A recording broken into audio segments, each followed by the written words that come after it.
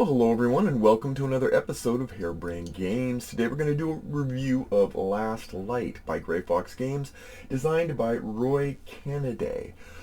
It is a game intended to provide you with a 4X experience of space exploration, expansion, exploitation, extermination, all within the space of a 60-minute time frame.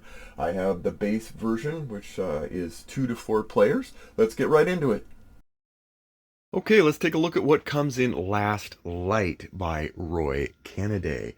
You get a map. That's right. You get a map, and only you get a map. You can get a spinny weeny map. Look at that. See? Look at that. It's just like one of those Papa de Gallo Italian places where they just spin the wheel and you get pasta. Anyway, this one's not pasta. This is planets. And so all of these planets, I think the retail and both editions come with these planets. You have the sticks, you got the base. The base here, these at the bottom sort of reflects the colors of the planet itself. That's pretty cool. Planetary tokens. You get asteroids to block off things. These are the, I swear, if asteroids were like this in real life, we would probably just make cotton candy out of them. They're so doggone light. So you get this map, and this is where you're going to be doing your contention and fighting. Each player also is going to get a board, which they're going to use for upgrading the 3 different sizes of ships. These are extractors. They look sort of like someone's watched Stargate in Lilliput or something. But yeah, and they're also going to get their own set of action cards. These are not shuffled or anything. Well, they can be if you want, but each of these has actions that you're going to be able to take simultaneously on your turn. Think Seven Wonders-ish kind of thing, except you don't pass them around. That would be interesting, and not.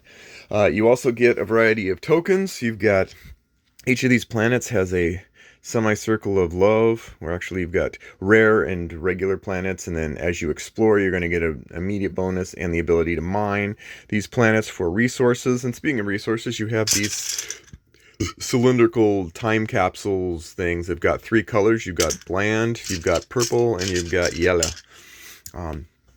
And then each person, you get special powers. There's special powers, a big stack of special powers here, you can see.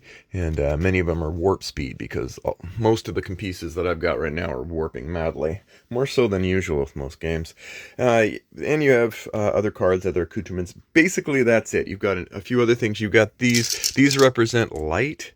And as you earn light tokens, I mean, the whole point is to get 20 tokens so you can become the most lighthearted person in the universe.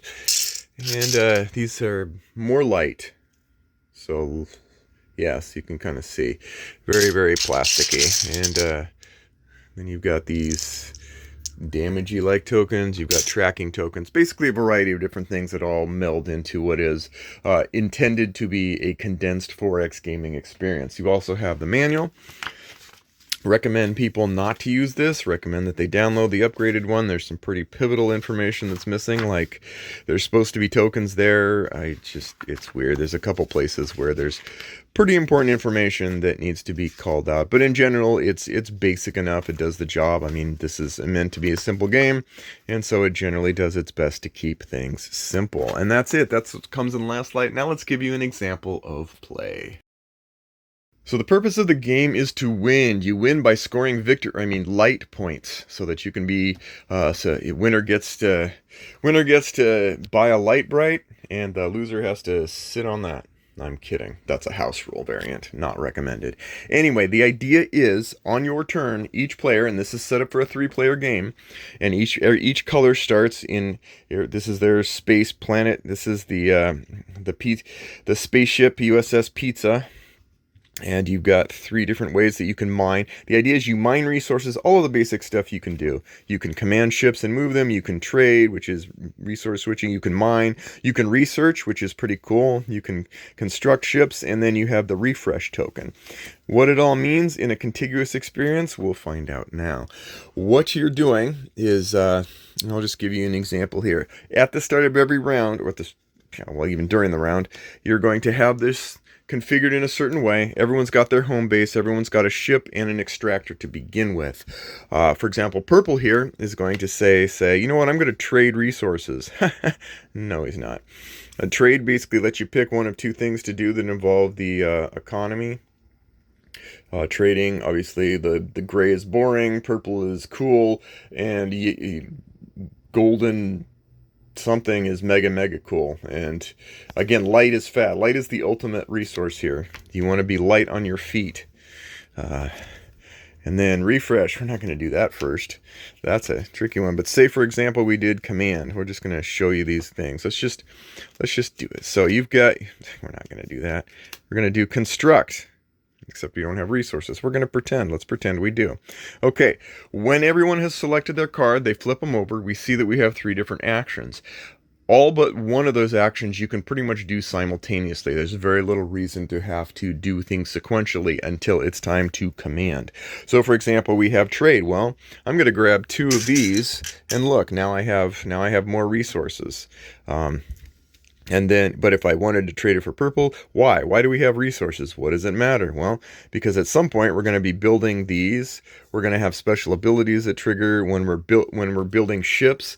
We have a cost here. We have gray purple, and sweet golden. And each of these ships, you'll notice, has different attributes. You got small, medium, and large. So there's no super size, but I hear the mediums are basically for only 20 cents more. They're almost the same size as a small.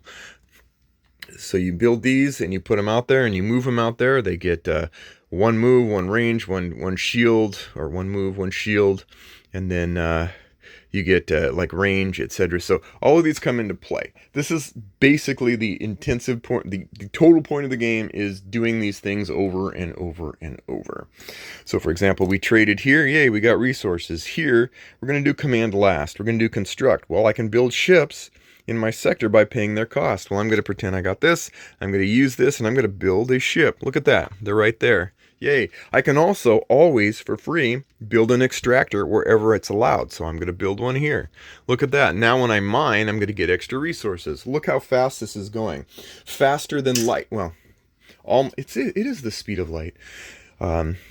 At last. Okay, and then command says move all of your ships up to their speed level. Well, I can move this 1. Look at that. I'm already there. And then I can explore, and I get that. What does that symbol mean? That draw 1 technology card and put it in your hand, and there's a huge stack of technology cards. I should have spelled that out. Grab one, put it in your hand. What does this do? We're going to find out. And then from here on out, when you do mining, or when you do constructing again, you will be able to build a mine there, an extractor there, and you will get resources. So pretty cool. And then attack. You can attack, except there's nothing to attack yet. And that's what we're going to do. We're going to build our ships. We're going to move them out. We're going to mine. Let's say construct. We've already covered that. Trade. We covered that. Research. Research basically says draw 3 cards and keep 2. Ooh, look at that. I really thought that through. Then you can pay resources to put these, or you can spend the resources to manufacture these goods. Well, what do these do? This is the most interesting and fun part for me, without being too spoilery. You've got civilization benefits. These simply say, hey, this is some special action you can do. Usually it's once every round. Usually it's, most of it are exhausted to do something. You've got ship mods, and you can place them on your ship. And when you do that, you can have up to 1, 2, or 3 mods. For example, little ships 1, big ships 2, whatever. And now it has an additional range. Well, that's pretty cool. So now where its range was 1 before, now its range is 2, which means that you can shoot two away, and that's pretty cool, pretty powerful. So you're building using these researches, and there's a ton of them, so you're going to get different ones. You also get light if you just basically put some research out there. For every 4 techs you have in play, you're going to get a light. So you're going to get a light for a lot of stuff. So you do that, and then mine says, okay, well, I got that, and yet I had any of these others. I grab resources, I commute. It's all just kind of flowing together. So you're getting your ships out there. Let's say, for example, you had a ship here and a ship there. Here a ship, there a ship, whatever. Say that you played the command card. Play the command card.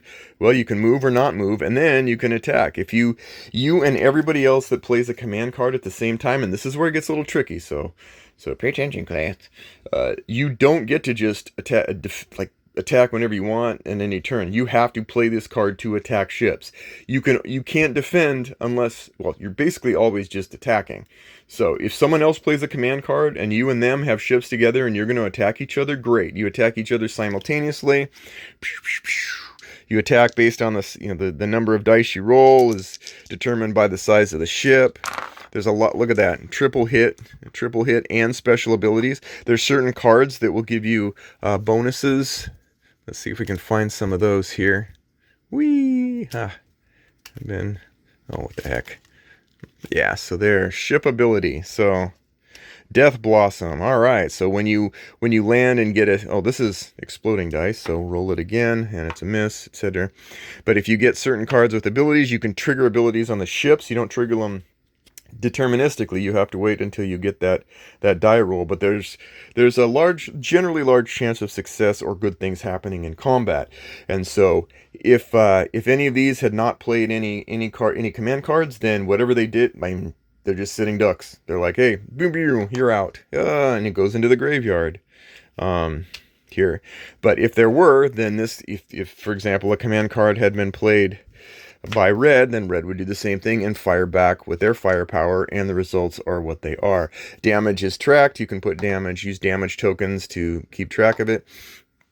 And that's combat. It's really simple. You can actually build units that are in someone else's graveyard, but you have to pay them the cost.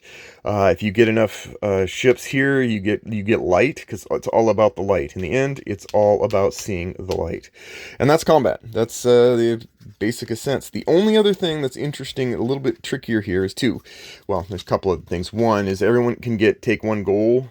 And these goals basically say when you control a certain color or planet, you're going to get light. So that's a big thing to boost for. And 4 is a lot. 4 is almost a quarter of the amount of light you need. So it's also very delightful. All right, so we've done this. We've amalgamated this. We've done that. So the last big thing is the refresh system. The refresh system is very, very interesting to me. It's one of the unusual points that should be spelled out. Your refresh card you can play at any time. You do not have to wait until all your cards are exhausted. You can play it at any time. When you do, two-player game, you have to play at least one card. But generally speaking, if you're playing cards like, I mind, you know what? I'm going to play a refresh card, and you get your card back in your hand, but this stays out for the rest of the turn. What you're really saying is, okay, I've now committed to the fact that at some point this round is going to end, and I don't know when. I'm 1/3 in a 3-player game. I'm 1/3 of the way towards everyone refreshing. You can keep playing these cards all you want with that refresh card out there. Now this does let you heal in return, and then you can claim, so you can make a choice at that point when you refresh to claim light for all of the planets in there. So timing is very important here. What happens then? Nothing happens until this player refreshes and says, I'm going to do the same thing. And now it's on the third and final person to go, okay, now I too am going to refresh. I'm going to refresh. Okay, and again, you can refresh and keep playing, and you're just saying, okay, I'm now vulnerable to the idea that the end of round sequence is happening. Once everyone plays the refresh card and all the actions are resolved, you go through a few end of round steps, and one of the things is to rotate this to here. Oh wait, no, this to here, sorry. And this, well, I think you rotate it the other way, but anyway, 90 degrees and 45 degrees. And there you go. Now what you're seeing is that you're bringing units, and you really got to be careful of the fact that you got to prepare for where stuff's going to be, and the fact that, like, this ship is ever closer, this ship can ever closer, and I like the fluidity of the timing, that it's not set in stone, that we're going to play 10 rounds, each one gets 3 actions per round. Now, you could be playing and doing a lot in between, but when that's done, then everyone gets, the refresh cards. You get to basically start up again, and you start the new round, and you keep going, and it's all going until someone gets 20 light. That's it. It's all about the light. When you are in here and we're doing a round resolution, you're going to get bonus for light in these regions. You're going to get light from card play, light from research, light from combat. The research would be a little light reading, I guess. And that's about it. That's the essence of the game. The idea being that you can play this game in about an hour ish and still feel like you played a pretty cool Conquest game. Does it meet the mark? Well, let's talk about it. Okay, final thoughts on Last Light by Roy Canaday and Grey Fox Games. As always, we go over the cons first, followed by the pros, followed by my final thoughts on the game. First off, let's get into the cons.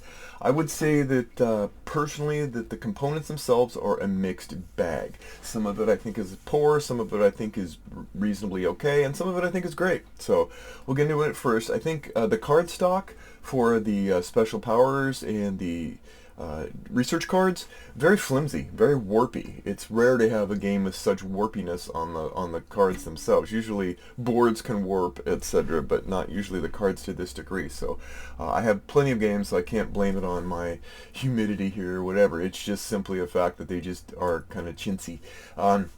The extractors are, the ships are great. The extractors are pretty tiny to try to fit on there for people with larger thumbs. Some of the more socially hefty people in my group, had a little trickiness with that in general. But I mean, again, that's not a huge deal by any stretch. People didn't really like the bases. The space. Each player's space base kind of looks more like a technosphincter than a cool space base to sort of emanate out from. So whatever. The asteroids are laughably buoyant. We would put some in our drinks just to have a joke out of it. It's like, I get it, whatever. It's not like this wasn't $180. Well, for me it wasn't $180 Kickstarter. I got the base set, but the personal ship track is sufficient and functional, but it's a little odd. You've got this sort of long, okay, put your cards to the left, down and up. The ships are it works. It does a job. No real solid complaints. Nothing that retards the ability to know what to do. It's just a little odd. And certain games like Star Wars Outer Rim, Stars of Icarus, or whatever, they kind of did a much better job of just infusing like, hey, I've got ships or I've got things about a ship that I need to place. This is just sort of like on Cannery Row. It's not a problem. I just appreciate other games that do a better job of creating a more mentally ergonomic state with which to track your arsenal of ships and techs and stuff. The planet colors are blended a little bit in places they try to match the corresponding base colors. So you've got a red and yellow planet, you've got a blue and yellow planet and stuff, but you start to see green in there, and then I got it. I get it. It wasn't an exact science. Once you realize it's not an exact science, you don't worry about it. But it wasn't really spelled out exactly how best to do that. Some people were a little annoyed that you had to push down on the colored discs on the bases, and then it would kind of like warp the cardboard. I had no problem with that. I'm like, that actually works for me because it means that they're stuck on there better. But yeah, the resources, they didn't work for me. You've got your sort of white, gray, your purple, and your yellow, orange, whatever, and they're given this artistic flair in looking like canisters, space canisters. They kind of look like those pneumatic tubes you just have to put your money in and then shoot it across the drive-through to get to the bank, and then they like wave and send you back some receipt or something. But and honestly, they look snazzy, and I appreciate the thought of trying to be unique. But the bulk of the color on these things is gray. You have to look inside them to see these things. Now, in perfect lighting, aka great conventions or whatever, it works okay enough. You can kind of see it at a glance. But with my eyes and the lighting that we have in the places we play, it's not always optimal for bright, brilliant light. And so it's a little extra work to kind of rotate around and go, okay, is this gray? No, that's purple. Oh, okay. Like, and plus they fall apart. I had 3 of them just kind of fall apart, and we're not really angry users either. So artistically, it's artistically bright but functionally clumsy. I've ordered replacement cubes that are just going to be gray, gold, and purple, and that's going to be what we use instead for future games. Sort of reminds me of a game many years ago, Warfighter, that was coming out, and they thought, you know what, we're going to do something cool. We're not going to have regular D6. We're going to have bullet dice. And so they had these bullet dice, or maybe it was Great Western or Tiny Epic Western. Maybe one of those two games had these bullet dice where you'd like roll the bullet dice And you know they functionally work, but no one liked them. They're just like it's a little bit too out of the box. I get the creative cleverness, but it's not workable for me. The rulebook is serviceable. It does the job. It explains a bulk of the information in a fairly easy way. I do think you do have to download the latest rulebook though, because the big omission there is that if you're playing two players, that's actually missing information on the picture of how to set up the board for two players, which I think is kind of a pretty big omission. So if definitely people who aren't going to know to go check BGG or Gray Fox Games to get it are going to be like, okay, I'm missing out. But and there's some odd placings of where some text are and some phrasings. Um, a little bit more clarity on the unorthodox play things, like the refresh card would have been if helpful, but it's okay. It's perfectly reasonable. It's not even close to the worst rulebook I've ever read, and it's a decent rulebook in its own right because it's a simple game anyway. Fighting in combat is a little bit of an odd duck, and this is something that you have to. I think that could have been spelled out too. If you don't play a command card along with some other person, then you're literally a sitting duck. Your units, wherever they are, your ships are just going to sit there and take it in the shorts. And that doesn't feel good to me. I understand it. Like you have a strategy, a pre-strategy of going like, do I think someone's going to play a command card this turn? Do I play a command card? Is this the time I play it too? Because you only have one, maybe two, while you're, grappling with the refresh card, which we'll get into, to kind of play. And so timing is big. Like I'd rather mine and get resources right now, but I'm kind of a sitting duck. Now there are some mitigators, like several, I think, research cards that sort of help kind of make it so you're not just sitting out there doing nothing. But the base level action is if you don't play a command card, then anybody who does can just go in and just shoot you up, and you're literally just a static shooting gallery to them. And that feels bad to me, to have it. I built up this fleet. Obviously, you want to use it for attacking, so you would want to turn around and do the same thing. Okay, I don't think anyone's going to do that, so I'm going to do it to them. It just doesn't. It wasn't as satisfying as I'd hoped. I always feel like you should at least be able to like roll one dice, even if it's just a small amount or something. But then someone would complain that the defense dice are undervalued or whatever. Either way, that's something I didn't find very awesome. There's zero solo mode, so don't even try. I don't think the designer's really big on the idea of playing games solo, even though they're hugely growth explosions from 10 years ago as far as people wanting to play solo games. That's what they do. But that's just not something this game is interested in. The two-player game is serviceable. I didn't find it as interesting as others did. I get the idea. I think they did I think it was a sufficient way to have that proxy fleet to use when you're behind instead to keep it going. But honestly, I don't think this was intended for anything less than 3 to 4 players at its sweet spot, and I think that's where it shines. 3 is great. 4 is great. More, I wouldn't know, but I wouldn't generally want to play it with more anyway. I'd play a different space strategy game if it was more. I would say the secret objectives, they sound really cool. Like, okay, pick one of your secret objectives, but they're honestly really tepid. And to be honest, kind of vestigial. Okay, I mean, it's like, yeah, okay, grab these 2 planets, grab these 4 colored planets. Yay, get some points. Cool.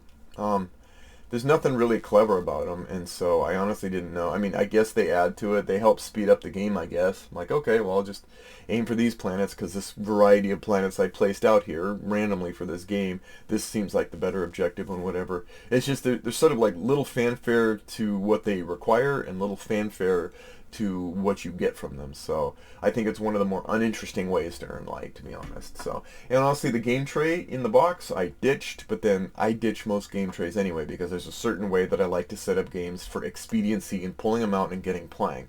I would rather take more time and bundle things up in an organized way so that I can literally just set up the table, hand everybody everything they need, and get rolling. And so the game tray inhibited me in that regard, and so I ditched it. But again, I ditch everything. Not also a big fan of having a bunch of big gaping slots to say, hey, this is for expansion content that I'll personally never buy. It leaves big gaps that just scream, you're incomplete. I like expansion room. I don't like expansion. For some reason, I just didn't like the way that they set this up. again, such a small deal in comparison to the larger scheme of things. So those things that I didn't find impressive about it. But let's get into the things I did find impressive. I think the game found process and the delivery and the communication on this game was solid as a rock. Well organized, and they came through as promised with the delivery of the product as promised, and I have no complaints in that regard. I said that the components were a mixed bag, so let's get into the parts of the bag that I really did like. I really do like the planets. I think they're wonderfully colorful. I think they're emblematic of a space system incarnate. Once you've laid them out on a board, they do make for a nice, pleasant table presence that is going to be drawing to people, particularly at conventions or large game groups. I think the ships being uniquely sculpted and sort of weird in a good way is a delightful addition. I'm glad that they did that. I love and the fact that you're matching the concept of the matching dials that have the actual colors of the planets with the planet itself having colors is great, because if you rely just on the colors of the marbled planet, it gets a little murky again with the bleeding color stuff. But you can just look at the base and go, these are the colors, and so I really like that. The board itself is very top notch. It has functionality to it. Well, let's put it. It's top-notch functional quality. By that I mean that it's nice. It's got a little glaze over it, and you see a little embossing and stuff. But the more important part is you can set this board up, and I've set it up several times. It's real sturdy. It's real solid. It's real simple. That's the thing. It's simple to set it up. You like big board, big circle, little circle, slap the white nugget on top, and that's good. That's really, really good. It's a straightforward, solid way to set up something that has to spin or move. I normally don't like spinning dials, for instance, because they seem really cool in concept, and I really like the idea. Oh, I don't have to have resources to track. I just move this dial. But you got to be real careful, because your dials can be either too thick, too thin, too loose, too wild. I mean, or having to adjust them every single turn. These dials, you're adjusting them constantly. This board only has to move a few times every game. And when it does, it's nice to know that everything can move, that you can literally grab it and move it. It really cuts down on the pieces flying out if you're just carefully moving it this way, carefully moving it that way. So I think that's one of the best engineered versions of a spinning board that I've seen yet, that doesn't go overboard on something clever but too clever for its own good. I love, to take a line from Princess Bride, this game is mostly simultaneous, not mostly dead. And I think that provides a solid cadence that matches the overarching goal of this game, which is to be a meaty 4X on speed dial.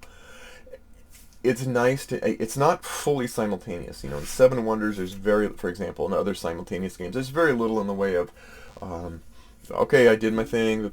You picking the card is the major point. Here it's not quite to that degree. You have to take, the command and moving all have to be done in sequence, but majority of the time you're going to be able to lay down a card, do the action on the card. If a couple other people have a sequence thing, that's fine, but it still doesn't take as long as everyone going, I play this, I play this, I play this, I play this. And so I really do like that. The factions, everybody starts off almost identical. You have your little special purpose, card, flimsy and floppy as it is, and okay, this is some special thing that I can do or be about, and that makes everybody close to identical. But that's where it ends. You start off real quickly, but because you have such a vast amount of technologies to research and play, you will quickly find yourself in the position of having some very stark uniqueness over the other people that you're playing, because this game is all about being quick. So of course you're going to quickly be able to become what you'd like to become based on the cards that you draw. I like that the combat inhibits, but it doesn't devastate. This is good because it keeps the action going. I don't like combat where combat is kind of wimpy. Seven Wonders has the wimpiest combat on the planet, and I hate it. That's an example of a combat where you're just okay, you got more than me? Okay, you get some victory points. No, nothing like that. This one, yes, you do. You're rolling a dice. You are taking a risk. There is almost no risk for the attacker in a basic combat without other inputs. But at the same time, you will take out other units. and they are gone, but they're not lost. They go into the attacker's graveyard, which can earn them light once they do enough attacking. So you've got earning light that way, but you can buy them back. You can ransom, pay the cost of building them, and to your attacker, and call it good. And I think that's a nice. I think it's a good trade-off. It's not my favorite combat at all, not even close, but it does the job for the time frame constraints being represented here. And the other thing is the rotating board, despite being functionally excellent, is also a great way to remove the sort of static approach of turtling. It's not the most innovative way to do it, but it's modestly clever. There's other games that do a good job of saying you can't turtle, you know, Kemet, for example, and stuff. But it's still a nice way of going, okay, be looking ahead, because this board is going to turn, and when it does, I want to be near their base. And so, that's nice. The biggest innovation, the biggest innovation is the refresh action. I actually like it. Other people didn't like it. They felt it was a little murky. I think the murkiness plays well here. It's a sensational way of being sort of a countdown to the end of a round with no precise ding ding to tell you that the round is over until the last refresh card is played, which means that you are looking at other people. You are considering what other people are playing. You are considering what they have played, and there's not a ton of cards that they can play, so and get a general idea. People are saving their command cards, so I think battle is brewing here. Only 2 out of the 4 people played the refresh cards, so there's probably likelihood that it's going to be at least a couple more turns. I like that. I like the refresh action approach. I think it's very clever, and I approve of it. And I like the fact that there's diverse, simple ways to earn light. Nothing ever gets too deep of a system in this game that it bogs down into a lot of the standard 4X game minutiae, but it still remains relatively interesting in most of the ways. This is clearly a game that strives at being sort of at a convention where people's interest can be piqued by its visuals, and then they come closer, and then it latches onto these onlookers with a nice ease of learning the game. And so I think that's a nice pro for it. The big thing that stands out, the thing that makes this game go from it's okay to it's okay, is the technologies that you research. There's a ton of them. There's a lot of them in the base game, and they are really the meat of the game. Without them, this is a mediocre, almost abstract kind of game. With them, it gets spicy in a good way. It broadens the special abilities for players. It makes them feel like they're obtaining mini superpowers, and that's a good thing. I like games that make you feel like you're getting miniature superpowers that only you have. I think that adds well to, it's not a true tech tree. You're going to need to find a full 4X for that, but it does enough to really take some of the mediocre meat and potatoes gameplay and turns it into spicy chicken sandwich with a side of chocolate ice cream. So, and the technologies really convert all the other aspects of the game from a ho hum affair to a quite fun affair. They are the core engine driving the interest of this game. They're the dopamine hit again. So removes a lot of conventions and sequencing of longer 4Xs. That's what this game does. It takes a lot of things that normally take a long time or add turns or add time to build and develop, and it says, let's just remove that and make everything a highlight. Every action's a highlight reel. Sort of like Baseball Highlights 2045. It's like you don't need to play all 9 innings, just play the highlights, and that gives a nice cadence. If you want to build techs, well, build as many as you can. Rock on. If you got the resources, rock on. If you have ships to build as many as you can. Rock on. You get 1 extractor. Okay, that's 1 tiny duration deterrent, but otherwise, build what you can. Oh, you got mines all over the place? Well, mine what you can. If you have a token you grab, well, take what it says to do. If you want to trade, well, trade and grab stuff. If you grabbed a tech this turn and you spent the cost to use it, well, play it. You can use it. Go with it. There's no artificial delaying mechanisms here. There's no hold your horses moments to speak of. It's very freeing because the game is always at its heart saying, let's get you happy and done in this shortest amount of time. Honestly, overall, if I look back on it, I'd say that this game is a very smooth play experience with little to no downtime, comparatively speaking. And after the first round or 2, literally nothing to have to really clarify. So my final thoughts are, Last Light. It achieves its aim and sticks very heavily and very loyally to the boundaries that it sets in saying, we're going to be your 4X in an hour. Every point of expedition that it takes seems to be taken with varying success to ensure that that pillar of meaty game in bit-sized time frame is reinforced. Now, does it fully replicate the sprawling experience of a masterful 4X like Space Empires or Twilight Imperium or Eclipse? No. It does provide a taste of those 4Xs, but it's not the bullet train of a 4X that's speeding through the experience start to finish. There are games that have also delved with this, and I'm going to give you an example of some ones that have in the past done what this has tried to do.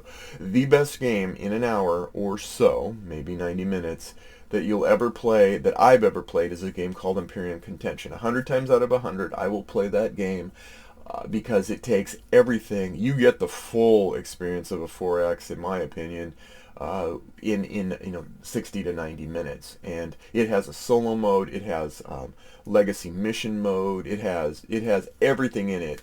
It's just not really around. They need to do a reprint of it because I got it for like $40, and it was insanely good. Yeah, the other game that came out is one by the makers of Innovation called Impulse, and Impulse is also a game that plays about 45 minutes. That does the same thing, and it's eerily similar, although it has really reduced table presence in providing you with a 4X experience in that space. And I think it does it's more clinical, but it does the job. Ascending Empires is a flicking game that I think does an excellent job as well in creating a 60 to 90 minute experience for you with tech trees, leveling up, and your skill actually makes a big difference. And so in that same time frame you can do that. If you want the most glorious 20 to 30 minute space battle, Eminent Domain Battlecruisers is a little tiny game that I think I bought 3 copies at $4 a piece, which you will play this game and you will feel like you just did battle, had a huge space battle. It doesn't cover all the rest of the 4X, but it does it.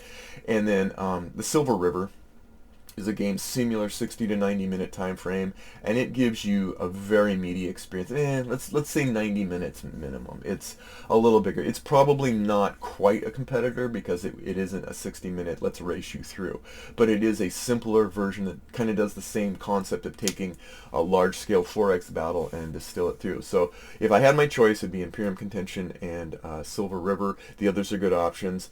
And this one fits well in the middle of it to a degree, below Imperium Contention and Silver River. I think this is the first game design. That's something not to forget too. And it's honestly, as a designer's first game, I think it's above the curve in avoiding the typical mistakes and pitfalls that first-time designers make. It probably helped to have a veteran company like Gray Fox to support in that. If you've seen Roy Canaday on videos and stuff, he's just doggone likable and relatable, and I think that people will even will themselves to love this game on that point alone, just because he's a guy in the trenches who's just likable, loves board games, obviously put a lot of effort into this, and really deserves the success that he achieved here. So I'm willing to incline more towards enjoying it, knowing the intention of his and the mostly successful execution, to be honest. So, the key here, and I think the point in which I understood what I felt about this game was when they said, I asked a question online about, hey, the planets, should I just super glue them on there so they don't keep falling off? And the answer was no, you shouldn't, because you should be ready for the upgrades or expansions that are going to come out. You never know when one of them is going to come out. And so I super glued them because I was literally feeling like I can close the lid on this experience. I am content with this. This does what it wants. If you added more to it in the bulk of content, it wouldn't change my opinion. And so I have no compulsion to revisit this often, like, say, Star Wars Outer Rim or the other 4Xs, but I don't have any dread or reservations of doing so or diving in and playing this. Not every 4X space game needs to be light years ahead of the pack, but it's delightful in its own way. So do I like it? Yes. Do I love it? No, but I do love seeing the efforts of budding game designers coming to fruition, and I think this is a stellar first effort. So I hope this review was enlightening for someone. If not, well, take care, and we'll see you next time on Harebrained Games.